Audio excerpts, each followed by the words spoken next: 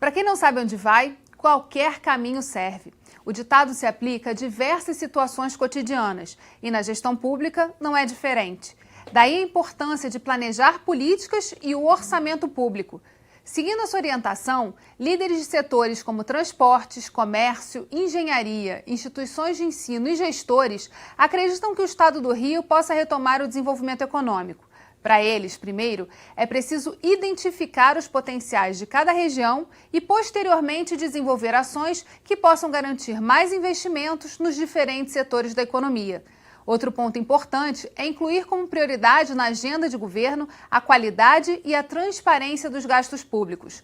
Todas essas ações citadas até agora vão definir quais metas precisam ser alcançadas pelos governantes e o que é preciso ser feito para a execução delas, garantindo maior agilidade e modernização da máquina pública.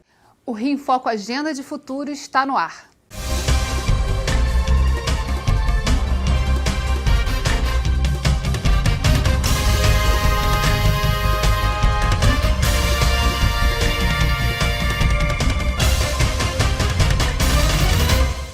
Todas as atividades governamentais passam necessariamente por um planejamento.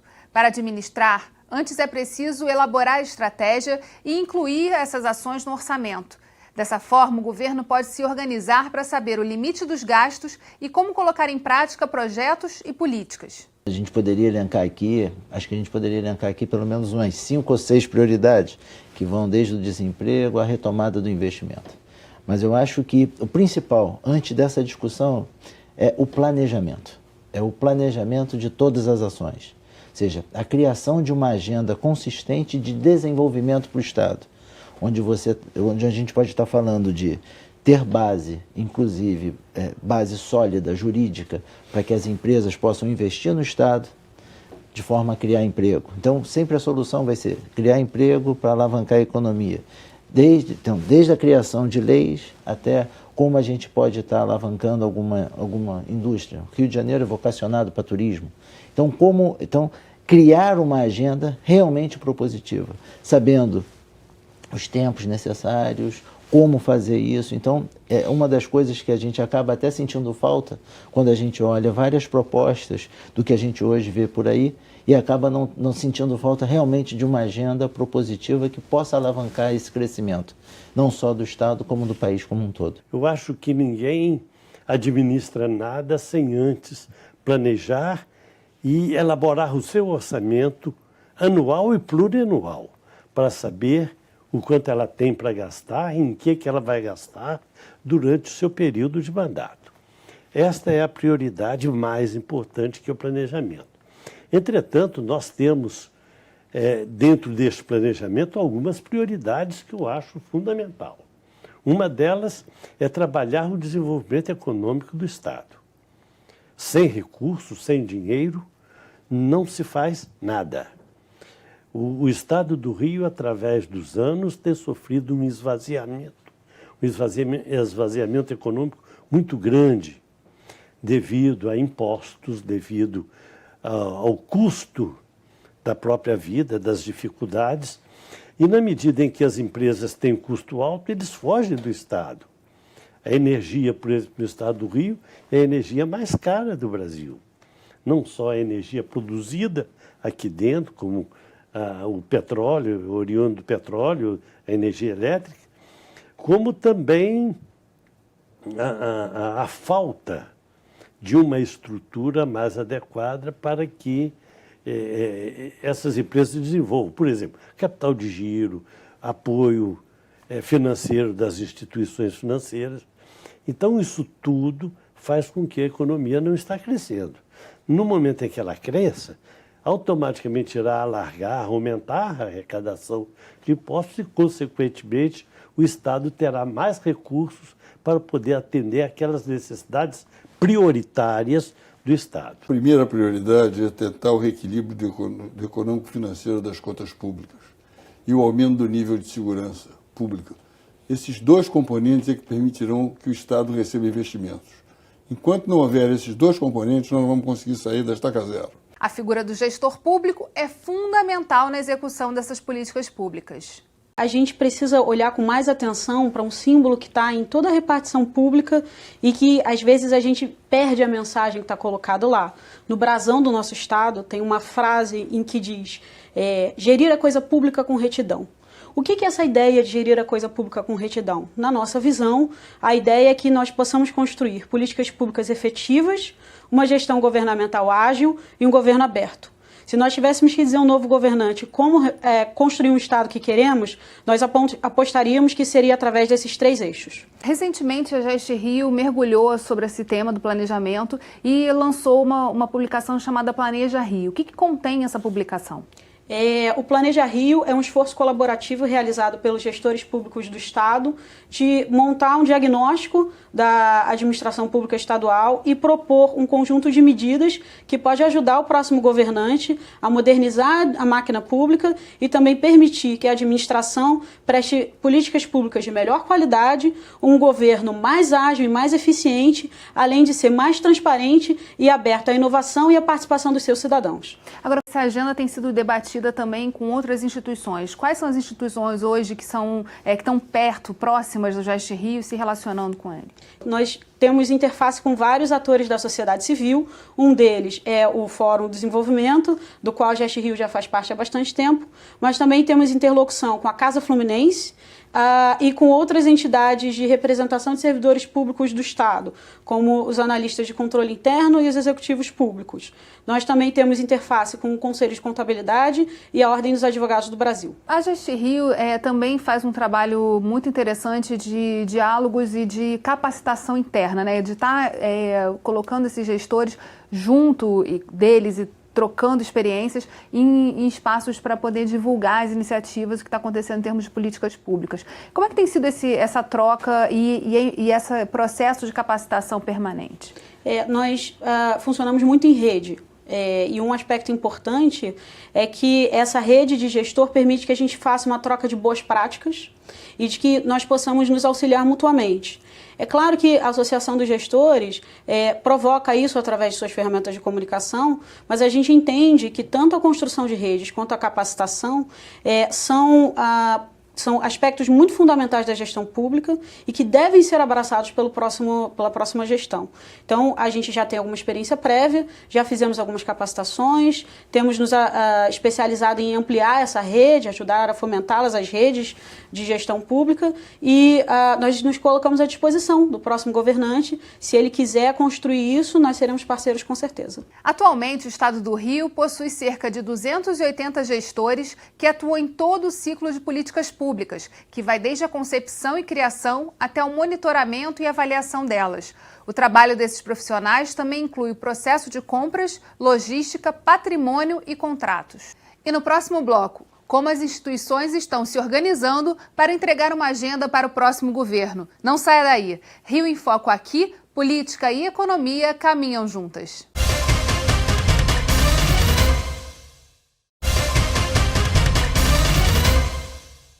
Voltamos com Rio em Foco Especial, Agenda de Futuro, Planejamento, Gestão e Transparência do Governo. O planejamento estratégico é um norte para o crescimento das instituições. Ele ajuda a ter um olhar sobre o futuro, a desenvolver planos de ações e definir quais metas precisam ser alcançadas.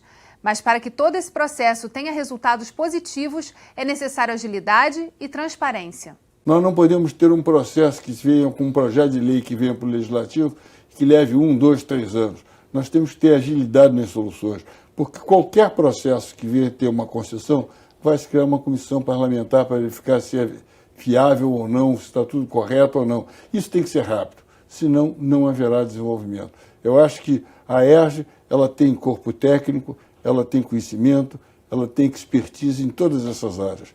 Nós temos trabalhado muito na montagem de um contencioso, de um compêndio que possa apoiar os candidatos, apoiar o Legislativo e apoiar os gestores públicos para que os projetos sejam projetos de Estado e não projetos de um governo, e que eles tenham continuidade ao longo do tempo. Nós estamos construindo uma agenda positiva, que foi através dos nossos conselhos empresariais temáticos, então, que abrange vários setores. A segurança, como falamos, mas também a parte de cultura, de esporte, de tecnologia, vários setores estão sendo, saúde, estão sendo apontados soluções que seriam mais rápidas e talvez para uma solução rápida de nós sairmos dessa crise. Em voga nos dias de hoje, o compliance é um conjunto de ações e práticas que vem sendo adotadas por empresas públicas e privadas para trabalhar em conformidade com a lei e com os padrões éticos. Assim como a Associação das Empresas de Engenharia, que adotou um código de ética próprio, a Associação Comercial do Rio, a CRJ, voltou o olhar para essa prática no Estado. Nosso Conselho de Governança e Compliance tem trabalhado bastante nesse foco de ajudar as empresas. Há pouco tempo, inclusive, o pessoal da intervenção, nos pediu um trabalho que os ajudasse a como proceder na parte de muitas doações que eles estão recebendo. E nós fizemos com eles fizemos esse trabalho de fornecer uma regra, vamos dizer, não seria uma regra, né? Mas uma cartilha de compliance, de como proceder nesses casos.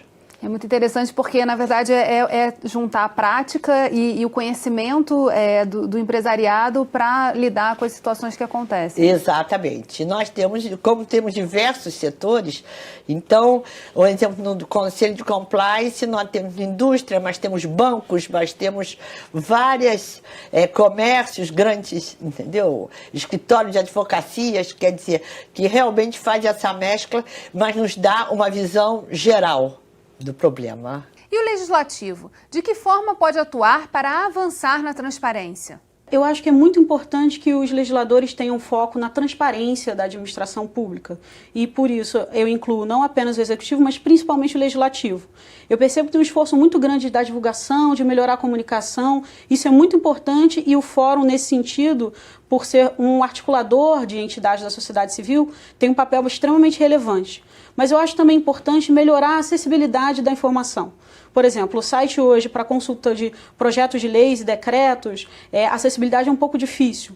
Então, eu acho que o foco dos legisladores no futuro, além de olhar para o Poder Executivo com carinho e ampliar a articulação com o Poder Executivo, mas também olhar para a própria informação que o Legislativo divulga e tentar torná-la o mais amigável e mais acessível possível para a população. Recentemente, a Just Rio fez um trabalho no Fórum, na Câmara de Tecnologia, de analisar o que precisa ser feito para que o Estado possa comprar produtos inovadores, né? Produzidos a partir do financiamento da FAPERJ, que tem base na Lei de Inovação, todo esse processo. Qual a importância, né, de refletir sobre temas? Às vezes a gente tem muita lei que não pega, né? Então, qual a importância de reunir também esses esforços e olhar para pensar de que forma aquilo pode acontecer?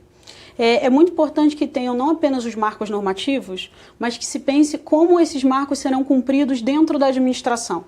Ou seja, como as instituições públicas vão se organizar para que elas possam cumprir de fato o que a lei exige que seja feito.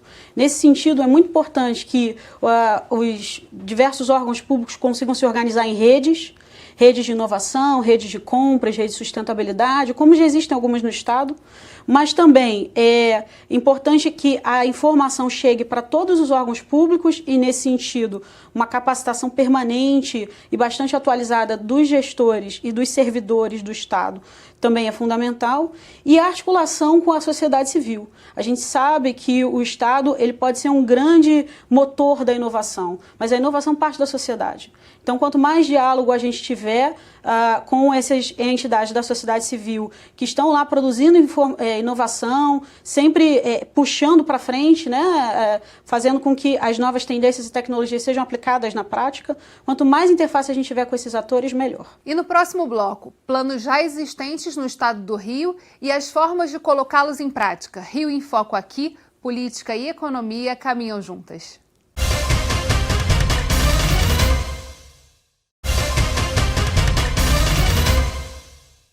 Para quem está começando a planejar, já existem referências disponíveis, como, por exemplo, o Plano Estratégico de Logísticas de Cargas do Estado do Rio, o PELC 2045, que apresenta as principais diretrizes relacionadas à infraestrutura de transportes para os próximos 30 anos. O Estado do Rio de Janeiro, se não foi o primeiro, foi um dos primeiros a fazer um plano desse tamanho, dessa magnitude, que é você fazer um plano estratégico um plano de Estado, não é um plano de governo. Tá? Ele não vai atender ao governo de uma gestão especificamente. É algo para, como você mesmo falou, para 30 anos.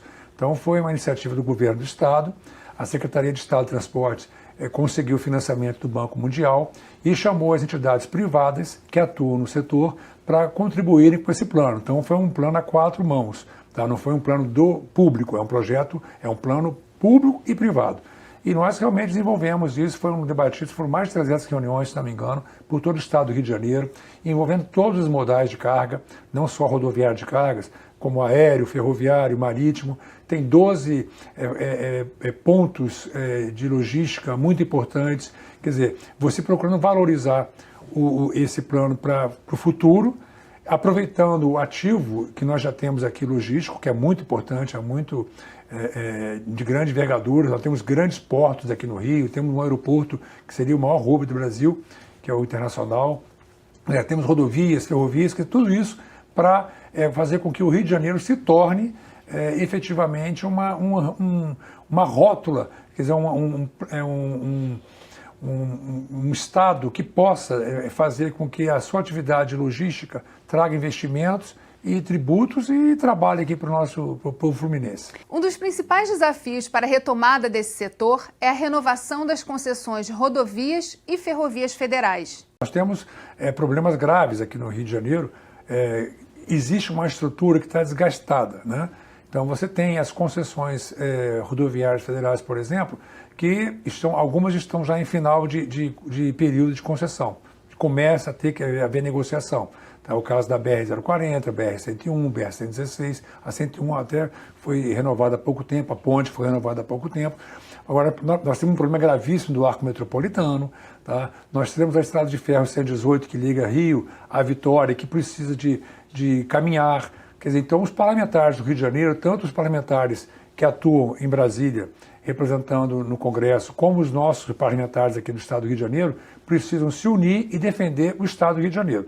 Tá? Esse plano, ele, como disse antes, existe inclusive projeto de lei aqui na Casa para tornar esse plano um plano de Estado, tá? Para que nenhum governante, quando existe a troca, ele mude o plano sem antes conversar com a sociedade, sem antes debater com a Alerj, que seria diretamente a entidade que daria segurança para que ele fosse levado a termo com sucesso. A Associação das Empresas de Engenharia do Rio de Janeiro, a ERJ, desenvolveu um programa chamado Proposta para os Candidatos do Rio de Janeiro, que elenca 4 pontos: segurança pública, segurança jurídica, investimentos em obras públicas e melhoria da gestão pública. Dentro desses 4 pontos, eu acho que a grande contribuição que a ERJ pode dar é que ela elencou cada ponto que deve ser observado e trabalhado em cada um desses segmentos.